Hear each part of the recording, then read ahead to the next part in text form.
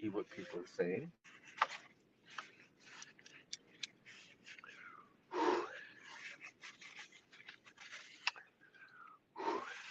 We are live, by the way. Oh my God, and the room's filling full of people. Well, it's exactly zero, but it's filling full of, I think it says zero. Ah, now I can see. Yep, zero. Mm-hmm. So we're going to let people check into the room and come in. Oh, no, three people are in here. Hello, three people. We'll stay in here. We're going to give everyone a few minutes to show up before we start. So, hello, everybody. Hello, Doug Christopher. Hello, Andrew K. Uh, Now, at the moment, I'll be able to say hi to people as they check in. Once it starts flowing, it's going to be a lot harder. But I got my coffee. I'm ready to go. Trading cards and Mo. I think I might know who that is, or maybe not. Are you in North Carolina by chance? Hello, David.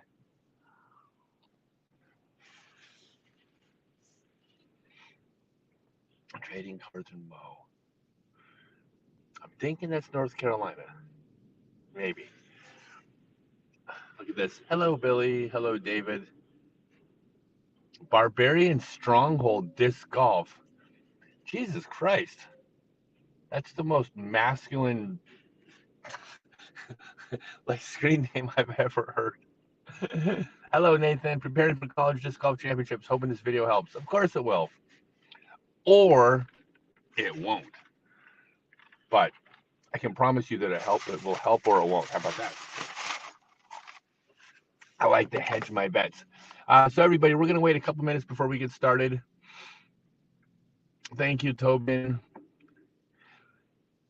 Canada here. I love Canada. I've only been to Ontario a couple times though. But we have plans. We're going to spend a lot more time in Canada. Shout out to the No Match Disc Golf Club. Mike Dewar. Thanks for all the help before and tips a couple years ago. You just do 541 feet with a sidearm? Jesus. Yes, I'm at Texas State's. Texas State's, I believe, starts on Thursday. I hope so. I'm showing up Thursday to start. So if they don't start, I'm going to be awfully pissed.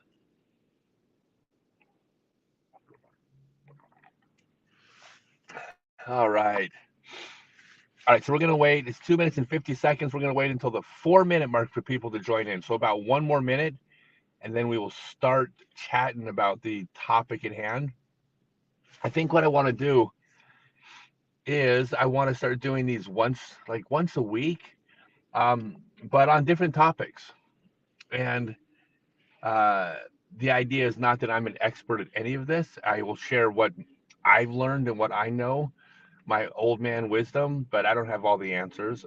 So the reason I want to do a live chat as opposed to just making a video is that I want the interaction. I want other opinions. I want you to tell me where I'm wrong. I want you to share your experiences in whatever topic. The schedule shows Friday through Sunday. Then you may be right. So, but I'm not taking any chances. I'm showing up Thursday. I have PTSD from Las Vegas still. Here's the Gomez is about this year's tour so far. Oh my God, of course it's getting better so far. I went 88th, 66th, 45th. My rating went like 990, 1009, 1016. Every weekend is going better. And this particular tournament, this course is so hard. It's unbelievable. All right, so let's go ahead and get started. So, just real quick, the reason why I thought about making this video was that when I woke up this morning, I popped open the PDGA website. I wanted to see what time I teed off, and I started looking, and every single player it felt like was over 1,000 rated at the Texas State Championships. Now I'm 995. I mean, my rating's going up. I'm shooting much better than that now, and every month I'll be dropping a year ago that month from the ratings. So my rating will go up. So it's not necessarily that reflective, but nonetheless, everyone's rated above me. And I was starting to think that this is a unique experience for me, uh, but it's not a unique experience in our sport, right? I mean, this is something that most players that didn't start when they were 7 years old at a time when you could be very competitive after just a couple years of playing, almost everybody's had the experience of going to a tournament and maybe being intimidated, or maybe you're playing tournaments, but then you want to move up a division and you look at your rating and look at the ratings of the people in the group above you and you realize you're going from top of your division to the bottom of the next division. I think this is especially a big deal when you move to pro, because you move to pro, like in the MPO anyways, like you're 970 rated, 980, you're already thinking moving to pro. That is so far from 1050. It's got to be intimidating. I mean, I think, and I wanted to talk about how I'm processing this because it's new to me. Um, when I was younger, I was kind of at the top, and like like I was the person maybe someone was afraid to play, maybe. But as I got older, I started playing age protected divisions, and when I did that, I was at the top of that division also. So the idea of entering tournaments and going, holy crap, everybody's better than me, or at least rated above me, I should say, is new. And so I've kind of had to come to terms with like how this is different. And by the way, I hope I'm not ignoring people. If I try to read, I'll just lose my train of thought, but I will be checking in as I go as best I can. And a couple things. The first thing, I think the first and foremost above everything else, how I feel about playing against a bunch of players better than me, that if I don't play well, just about all of them might beat me this weekend. Like I could finish near the bottom of the pack. And I I live for life's experiences, and those aren't always good. Like succeeding and failing are both experiences. Like I had way more fun cashing at Waco last weekend than I did missing my tee time in Las Vegas 2 weeks before, but I wouldn't give up either of those experiences. They were both experiences that I got to live. Win or lose, succeed or fail, it's life, and life is worth living. And regardless of how I play this weekend, even if everybody beats me, heck, if I finish dead last, I would have the experience of what it feels like to finish dead last. Like cry me a river. I'm not the only person who has will have finished last at a competitive sporting event. I mean, technically, like in boxing and mixed martial arts, like half the competitors finish last place in every competition, right? So I'm not afraid of that because that's just an experience worth living. I think the other thing that makes me not feel intimidated, and I hope this is a perspective that might help you if you're considering entering a tournament or considering changing divisions, and that is I always like to look at what it means to fail, like what exactly it looks like. Like I can be scared to death of finishing last place. Gives me total anxiety without ever even considering what exactly does that entail. Like, do I get herpes because I finished last place? Like, does my dog die? Do I lose friends? Right? Do people make fun of me in social media? Like, or does finishing last mean none of the people that care about me give a shit? Like, it doesn't change anybody's opinion about me.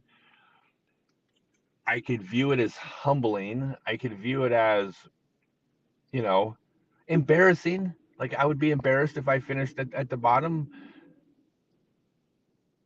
But what's wrong with being embarrassed?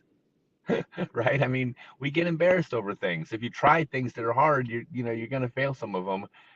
If you put the word out and tell everybody to watch you, tell millions of people to watch you when you do something and then you fail, it's embarrassing, but it doesn't hurt. There's there's no real penalty for being embarrassed. You just have to like put your tail between your legs and suck it up. There'll always be another weekend. But the idea is that if I look at what the actual consequences of failing are, they're not that bad. Like nobody gets sick, right? I mean, like there's been some screwy things in the world the last couple of years, and none of those things will happen because of a bad round of frisbee golf. And I'm not just being glasses half full, like out the side of my neck. I truly feel this way, and I think that's what I would say. If you're in that position, that's kind of like the way you have to view it. Like if you want to enter your first tournament, what's the worst that happens? You finish last. You're embarrassed. What does that look like? Like, does anything bad actually happen to you? And if the answer is no, then why be afraid? Now, when it comes to moving up divisions, I think there's more to it than that. Well, everything about failing and getting beaten and feeling embarrassed and all that, but then there's a larger goal when you move up in divisions, which is that's what's necessary to get better. Like you have to surround yourself with better players. And if you move up a division and play with better players, no matter how you perform, you will be pulled up.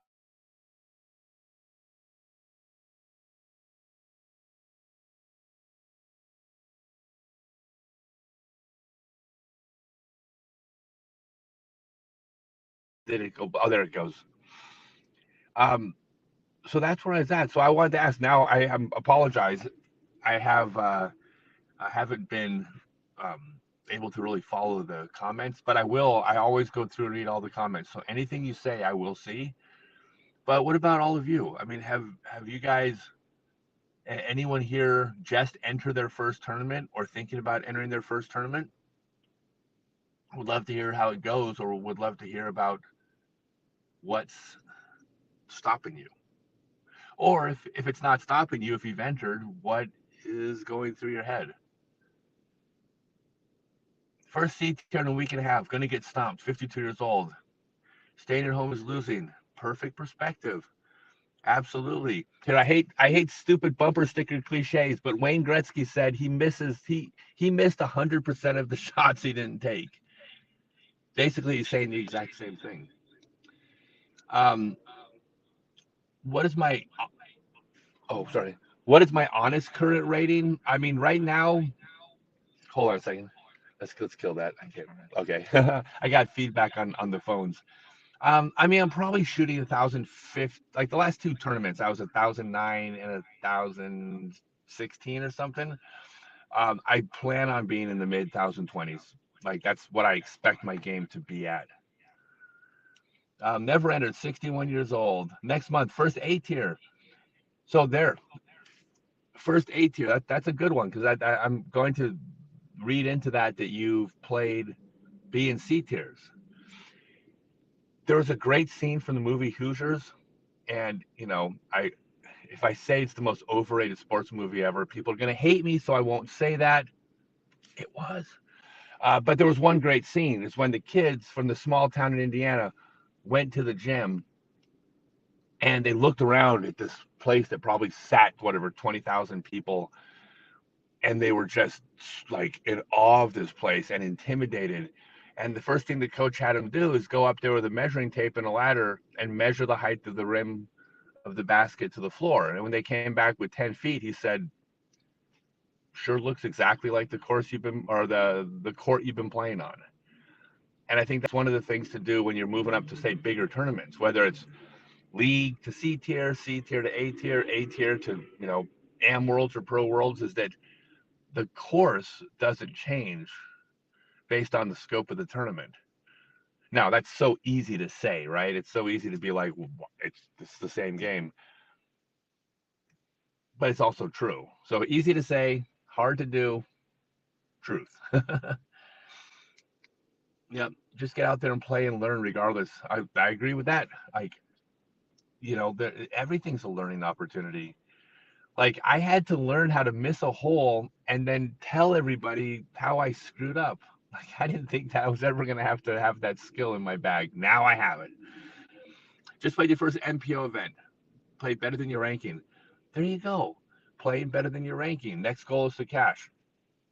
Perfect. So that this is one of the things I like about this, which is setting two sets of goals.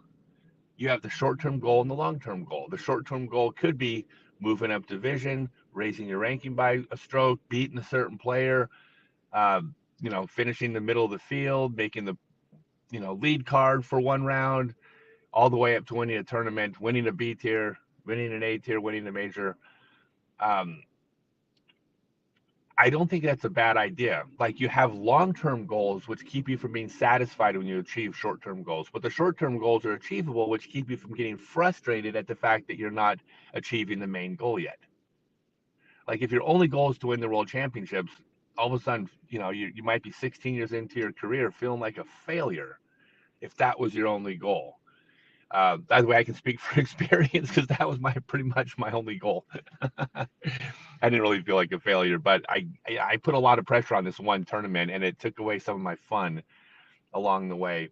But yeah, if you have the short-term goals, then you have things you can do to feel good about. Someone very close to me lost a lot of weight, and the thing I kept telling him was, every time you hit like another 10 pounds, feel really good about yourself.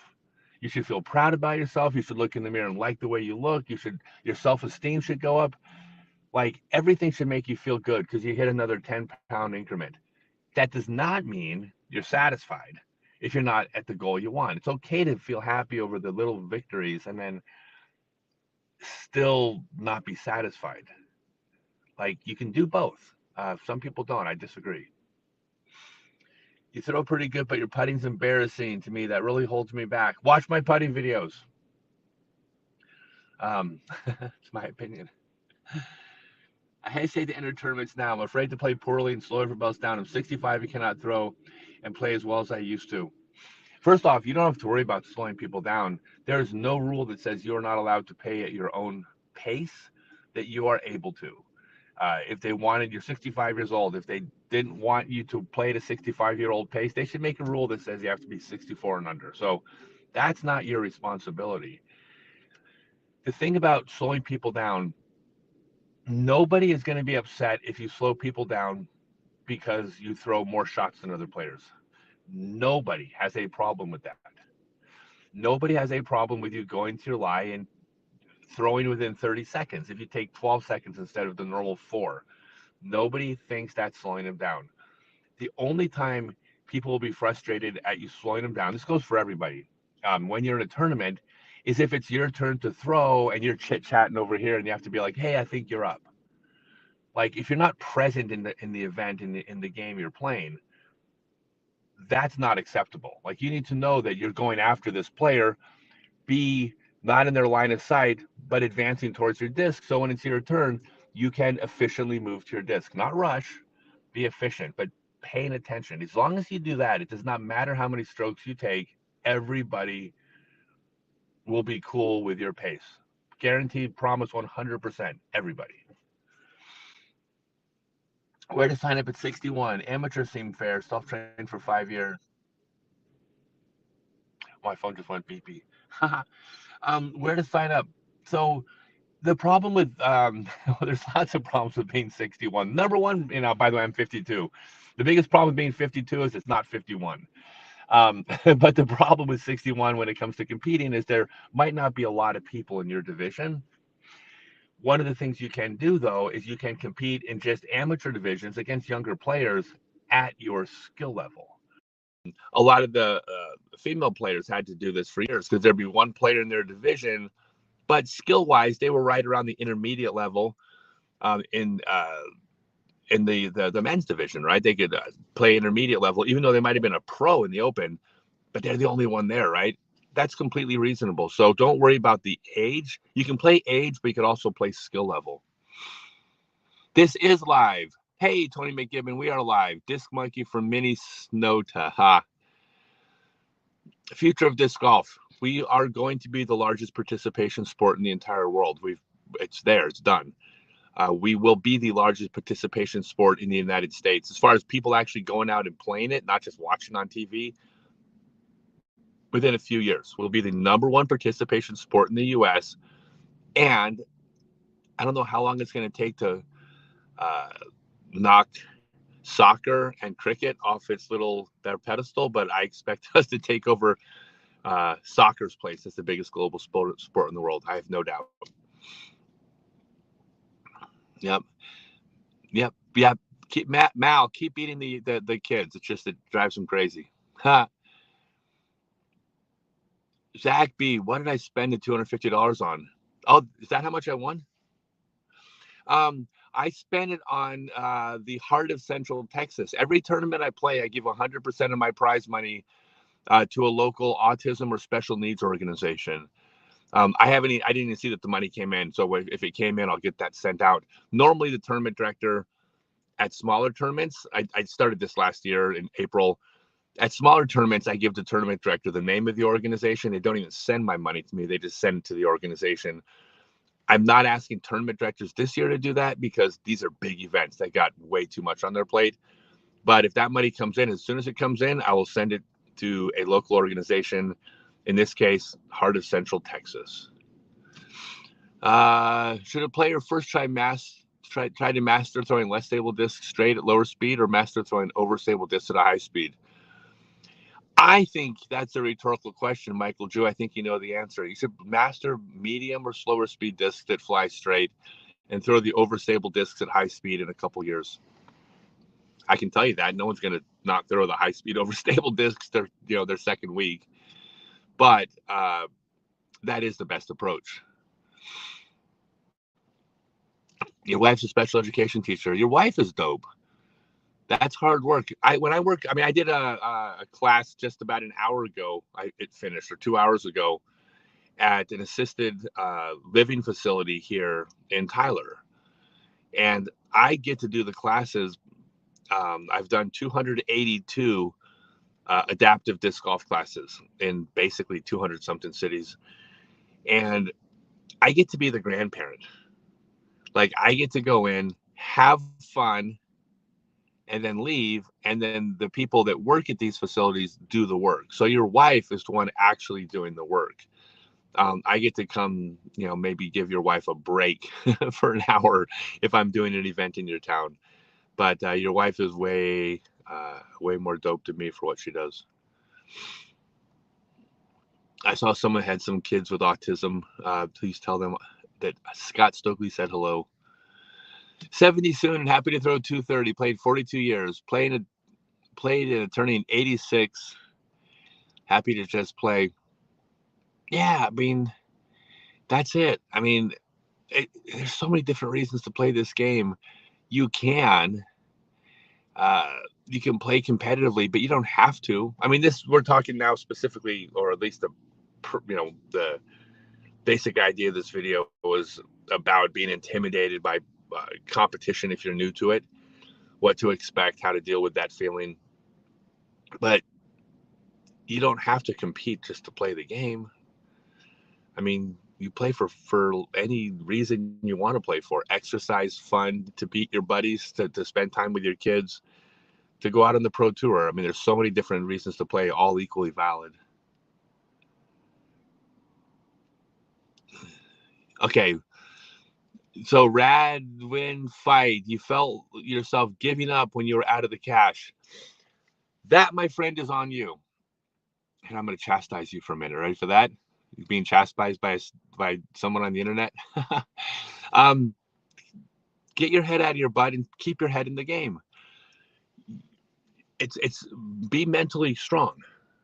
By the way, I'm teasing you. Please don't get mad at me. I'm not trying to attack you. But if you're not playing well, that's where you need to be mentally strong and say, I'm going to play every hole like it's my first hole. And I'm going to score as good as I possibly can. And that's what you need to do.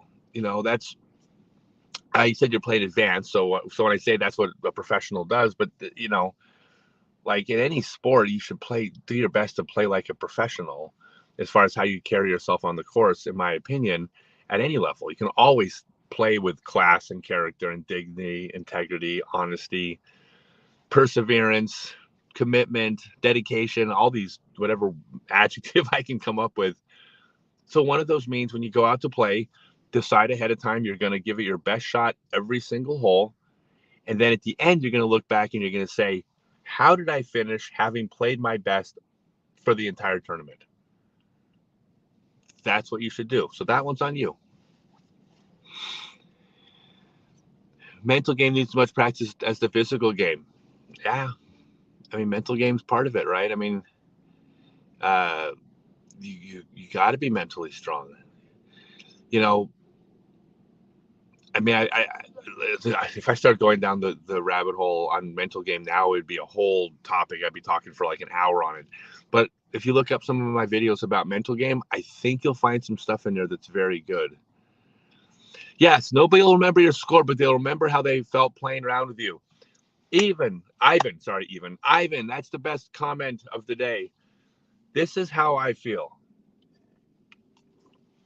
I don't want anybody that I'm playing with to know if I had the best round of golf of my life or my worst round of golf of my life. I want people to know that I was professional, that I carried myself the right way. When I was in Waco, I shot a 1043 the first round. I got into the fourth card at a DGPT Silver Series event, like 2 strokes off the lead card or something like that. And then I don't know if it was 2 strokes, so if I got it wrong, but I was right on the cusp of lead card, a couple strokes.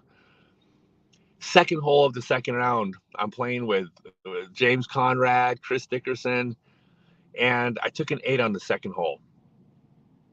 And the only thing I could do, because I couldn't make the 8 go away, the only thing I could do in that position was make sure that I carried myself in a way where they thought, if this ever happens to me, I want to act like him. And he was still fun to play with. And just because he got an 8, he did not distract the group. He didn't bring the group down because of it. That's all you can do. I mean, you can't do anything else about it. You got to carry yourself that way. Let's see. Aaron, relentless. Yep. Not going to lie. If I shot 30 overs on a cardless card, regardless of my score, to say I got a chance to play with them once would be an absolute honor. I appreciate that. And I feel that way about some of the players on tour this year. I liked getting to shoot with James Conrad. I liked getting to shoot with Chris Dickerson. Would have been a hell of a lot more fun if had I beaten them. But it doesn't mean that I didn't enjoy it. Remember, like I said at the beginning, it's about life experiences. That's an experience. I got to play with the world champion. I mean, I've played with world champions before, but every time it's special getting to play with the best in the world. And until he gets beat, if he gets beat at the world championships this year, he must be considered one of the best in the world in that conversation. Do you think players should play in divisions their ratings say, or what's your take on the rating system? I made an entire video about the rating system, and I no matter, this is the last comment about ratings, because when I say this, a bunch of you are going to have comments on this, and I don't want to like derail the conversation, but ratings are accurate if you understand the law of large numbers, regression to the mean. If you understand how math works in the context that it's used in the rating system is good. It's not perfect. A player can tank around to lower their rating so they can play in a higher division. A player can stick to good courses and that'll skew their ratings better. So it's not a perfect system, but the rating system's good, and players should play around where their ratings are. If they're playing honest golf, they're trying their best, here's what they're rated. The ratings will tell you about where you should be playing. Truly should. Thank you, FaZe. Yeah, Benita, I saw that. I saw that you signed up. I got your message. That's fantastic. Just enjoy the moment. Like, you're getting to do something really cool. You're going to make friends. Like you know, if you act the way like you should, like, you're not going to make enemies. You're going to make friends, and you're gonna have a good time. Just do your best and enjoy yourself. Enjoy the moment. Been playing for 2 years and improving, not intimidated by competition, inspired by it. Yeah, that's actually a really good paradigm shift, or I mean, a good mindset that is a paradigm shift from being intimidated. Is if you're inspired by them, you're not denying how good the players are. In fact, you could even acknowledge that they're better than you, and that's okay. Like, they are inspiring you to play better. The thing is once you start competing, you will beat people that are better than you. You will have tournaments above your rating. You're gonna get hot. You're gonna have hot rounds. Where you are isn't where you're gonna stay. And even if you never improve your rating from your first tournament to 5 years later, there's still mathematical variance that says you're going to have ups and downs. You're going to have some good tournaments. Enjoy those. And then when you have bad tournaments, like it's an experience. Just enjoy it as well. To putt with authority like a pro. Oh, yeah, that's a good question. Putting with authority like a pro comes from being really good. You do your 500 to 1,000 putts a day. After 10 years, you have 4 to 5 million putts. You're feeling pretty darn confident, and you're going to be pretty aggressive.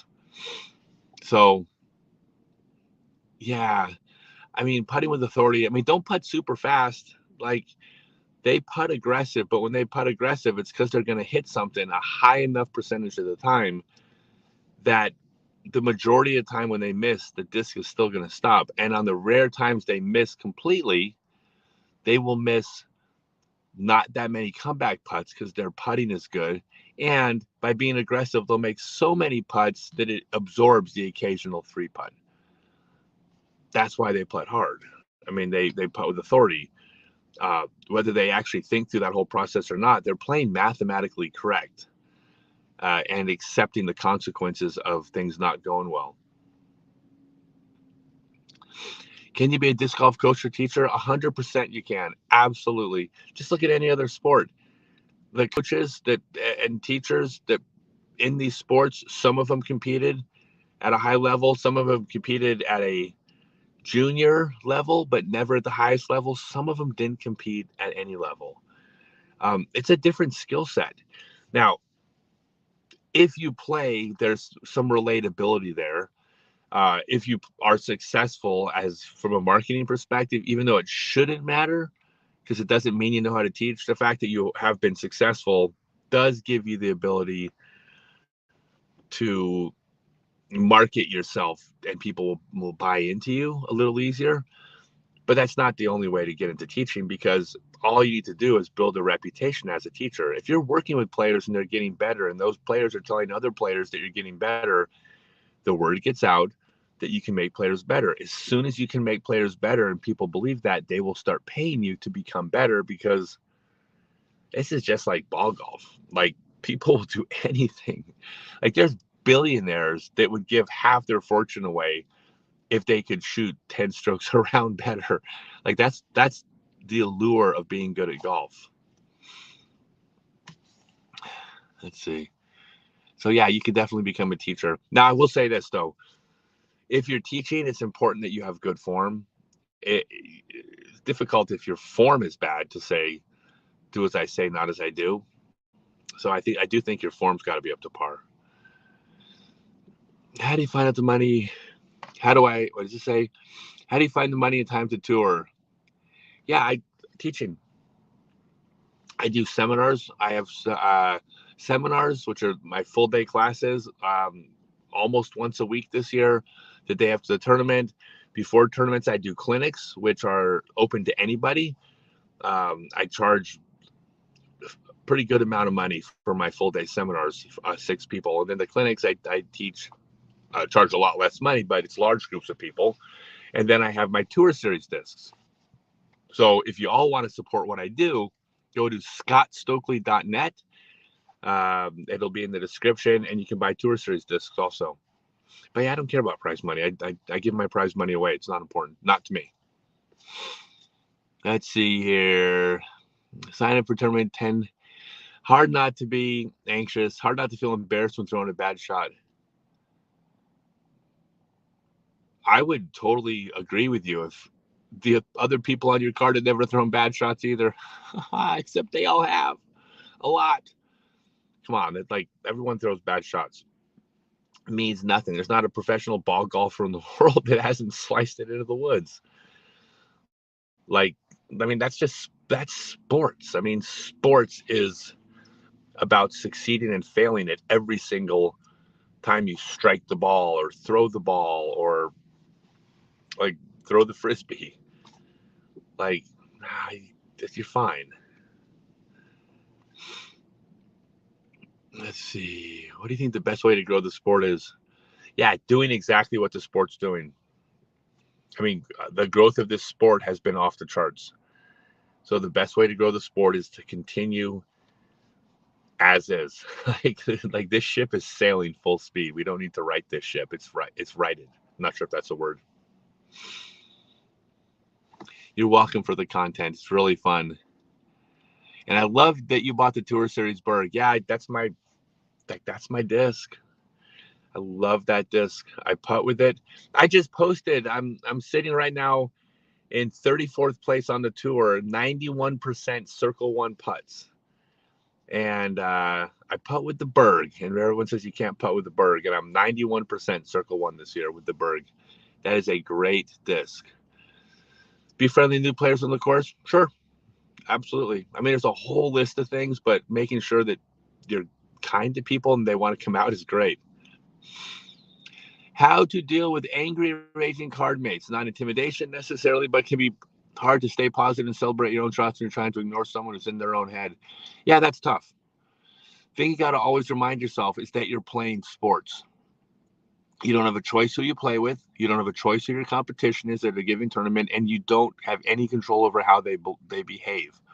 If you were playing basketball, you'd have people pissed off because they missed shots. If you were playing baseball, you'd have your opponents upset because they made an error. If you were playing football, you'd have people putting their head down because they just fumbled the ball on the other team. That's just part of the game. That's it. Like, people will play badly and respond differently, and you have to just absorb that as part of competition. You don't get to choose. When you play with your friends, you can choose exactly who you want to play with, but you don't get that luxury in tournaments. Like the question of how do you play with someone you don't like? Every player in the NBA goes out there several times a week and will play against people they don't like. They can do it. Why can't I? That's what I had to tell myself because I want to like everybody. What is your mindset the last putt of the game? You make that putt, you win, you miss, you tie. How do you deal with the pressure? I honestly, I don't have any control over the outcome of my shot. Like, I'm going to be in that position. Well, maybe not an MPO so often, but when I was playing first off, when I was younger playing MPO, or when I was older playing MP 40, MP 50, I'm going to have a lot of last putts to win the tournament. Some are going to go in, some aren't. I have no control. Like, I can't control the outcome. And since I can't control the outcome, I can just enjoy the experience. Now, if they go in, I enjoy it more. I'm human. But if I miss, then I enjoy the fact that I got to be in that position. How exciting. So that's just how I view it. Like, there are always experiences to be lived. Run a clinic for kids. Best way to teach kids. Yeah, the best way to teach kids. This one's easy. Do it. That's your whole answer. Schedule the event, let the kids know or the organization know, and actually run the event. Don't talk about it. You cannot teach kids wrong. That's just not true. I grew up in the 70s. There's plenty of ways to coach wrong in the 70s. I guess because having been in the 70s when my Little League coach would drink beer and smoke cigarettes while pitching batting practice to us. So there are some wrong ways to teach kids, but that's probably not going to happen in 2022. You know, like the biggest thing that you can do wrong is to keep trying to get all your ducks in a row to plan the day where you're going to start teaching kids. That's the wrong approach because your ducks are never going to be in a row. Pull the trigger, do it. Can't lose. War of attrition when the player, let's see. Avoids blowing up at a pro level. Have you ever felt bad at winning due to opponents' mistakes? Actually, believe it or not, yes. I don't root against anybody ever. I want everybody to play their best game. When I compete, I want my competition to I want them to have their A game, and then I want to beat them. Like, I still want to beat them. If they don't play well and I beat them, that's totally cool too. What's not cool is when I've seen players fall apart. There was a tournament last year that I won where there was a player who was like ratings wise wasn't seeded to win the tournament, and they played lights out until midway through the final round, and like I was truly enjoying watching them play while trying to beat them. I still wanted to win. I mean, I'm not altruistic when I play. I'm trying to win, but they were playing great, and then they made some just mental errors at the end. They had like a 4-stroke lead with like 7 holes to go, and then got super aggressive and 4-putted a hole in the wind for no reason other than they had been doing that all tournament and banging those putts. And I hated it. Like, I didn't enjoy winning that tournament. It's not like I was going to fail on purpose and hand it to them. That's not the way it works. But I truly like felt like that was their tournament. They deserved to win. I hated the fact that they're kicking themselves, maybe still, because they didn't lay up that first putt, instead ran it back and forth 4 times. It sucked. I really didn't enjoy that. Probably the least fun I've ever had winning a tournament. Really cool dude too. Real nice guy. He deserved to win. Just I don't think he was in that position that often, and he didn't know to change his strategy then. So yeah, that sucked. Do I have a caddy for the Dynamite Discs Open? I do. My girlfriend's caddying for me at all the events. My favorite part of a tournament, before, during, or after? Oh God, how about want the worst answer ever, Ryan? I like the whole thing. Sorry, like the whole experience is different. Like beforehand, I get to enjoy knowing that I'm gonna win. During, I get to enjoy the competition. After, I get to enjoy having competed. So, okay, 10-year-old daughter that plays. That's awesome. Yeah, the Tour Series harp. I was throwing that a ton. We've had a ton of wind the last 2 weekends on the tour, and I'm throwing the harps. I'm not throwing high speed drivers on mid range shots. I'm just throwing the harp. It's super low profile, cuts the wind. A card bully experience. That's, yeah. I mean, a player getting upset is okay, but players doing things to affect other people in the group, never okay. Movie would help. Sport has so many personalities. A disc golf themed movie. Well, it's almost as if I'm trying to turn my autobiography into a movie. And it's almost as if I already have an investor. And it's almost as if we are working really hard to get this thing done. But the personalities in the sport are none of the people listed, because my autobiography takes place between 1976 and 2001. And everyone on that list was like 4. But they were personalities. Do you follow, look at your score as you play, or only after it's over? So, interesting question.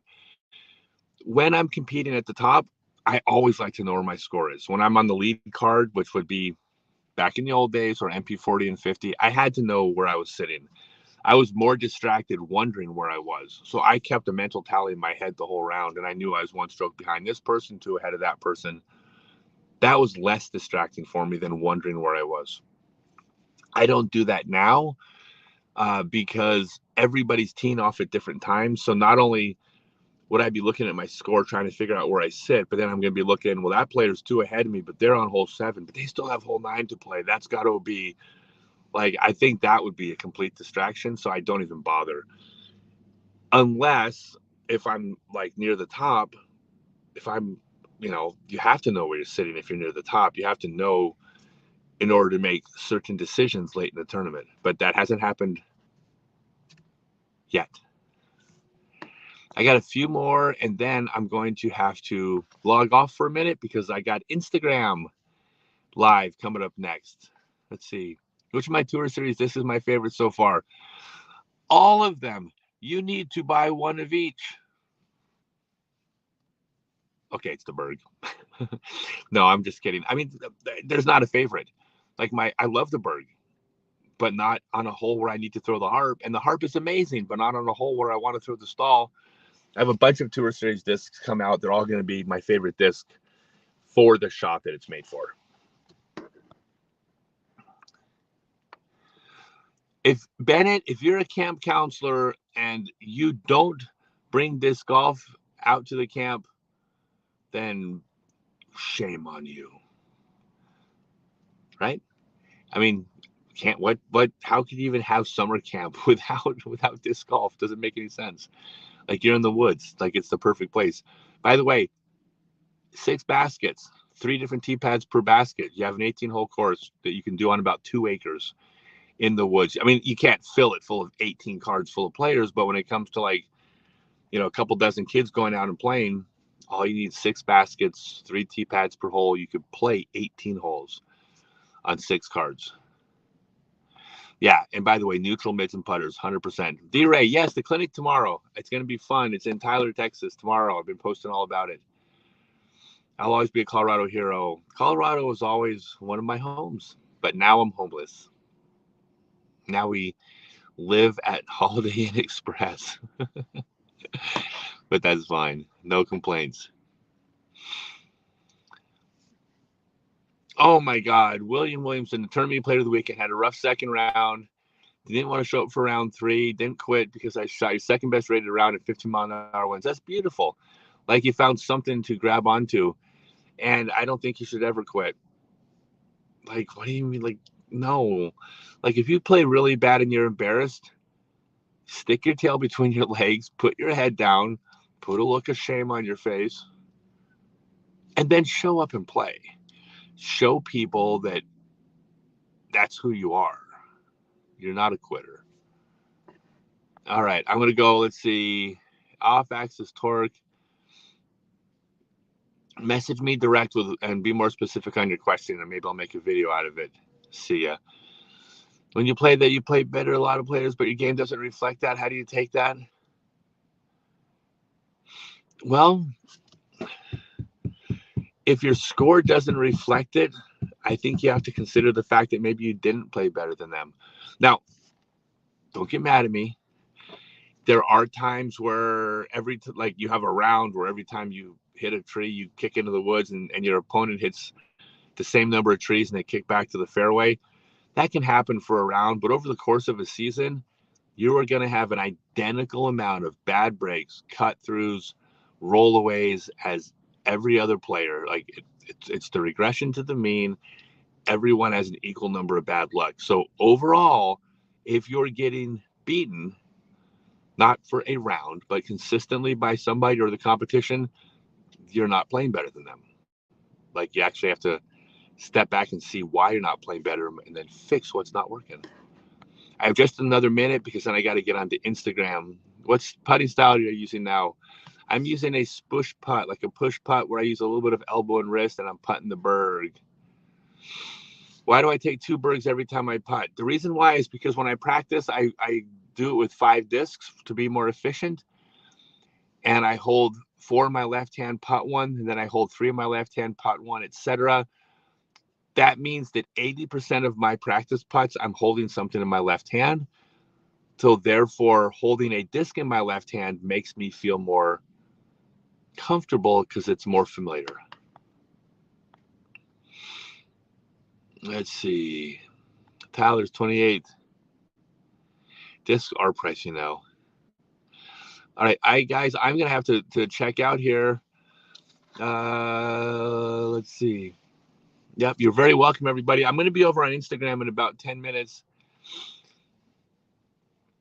You are a better player than you think you are. That's the problem, thinking. That's not entirely untrue. I look, all the evidence, and go look at my video on, I had a conversation with Mark McAllister about the mental game, but all the evidence shows that you cannot think your way to playing better. You cannot rise to the occasion. You cannot get into the zone. There's no evidence whatsoever that a player with a mental game can perform better than their skill set allows over with a large enough sample size. Michael Jordan didn't have a higher shooting percentage in the playoffs than he did in the regular season. We can prove this. What Michael Jordan did was had a really high shooting percentage in his career, which meant a good shooting percentage regular season and a good shooting percentage in the playoffs. Your mental game can hurt you. It can't really help you, not to the same degree. And again, I don't want to go down that rabbit hole, but you can actually quantify this with data. Mental game can hurt you far more than it can help you. All right, everybody, you guys are amazing. Thank you, everybody, for tuning in. I hope you enjoyed it. I'm going to go over to Instagram, which means I got to turn my fancy phone sideways. And by the way, I didn't make it back to our hotel in time. And since I scheduled these, we had to pull over to the parking lot of a bank on the side of the freeway. That's why I'm here. So that I wasn't going to be late to doing this because I told everybody I'd be here. All right. Thank you, everybody. I'll be on Instagram in about 10 minutes.